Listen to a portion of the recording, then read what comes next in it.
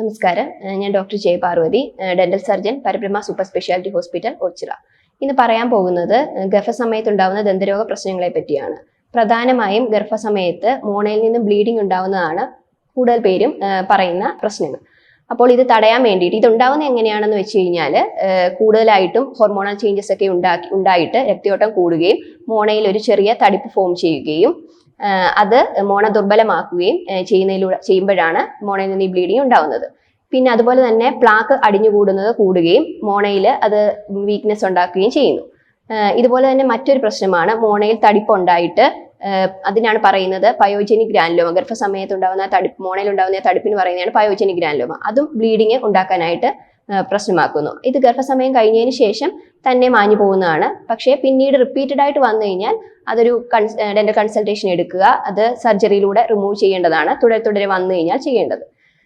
ഇതുപോലെയുള്ള പ്രശ്നങ്ങൾ, ഗർഭസമയത്ത് ഉണ്ടാകുന്ന പ്രശ്നങ്ങൾ തടയാനായിട്ട് എന്തൊക്കെയാണ് ചെയ്യേണ്ടത് എന്നാണ് പറയുന്നത്. കൂടുതലും ചായയും കാപ്പിയും മധുരപലഹാരങ്ങളൊക്കെ കഴിക്കുകയാണെങ്കിൽ വാ നന്നായിട്ട് കഴുകുകയും അതോടൊപ്പം ഫ്ലോസിങ് ചെയ്യുകയും ചെറിയ ചൂടുവെള്ളത്തിൽ വായൊന്ന് കഴുകുകയും ചെയ്യണം.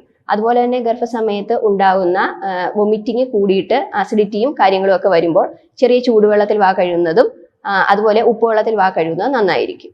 ഇതുപോലെയുള്ള ടിപ്സിന് വേണ്ടിയിട്ട് പരബ്രഹ്മ ഹോസ്പിറ്റലിന്റെ ഈ പേജ് ഫോളോ ചെയ്യുക. നന്ദി.